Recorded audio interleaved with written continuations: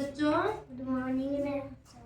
पता है आज हम इस धागे में ना इन मोतियों को पिरोएंगे, ठीक है? समझ में आ गया? पहले कौन करेगा? मैं आप सबको करके दिखाती हूँ, ठीक है?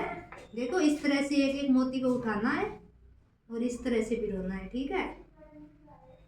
कर लोगे पक्का? पहले कौन करेगा? मिष्टी करेगी पहले। ये लो मिष्टी, आप करो।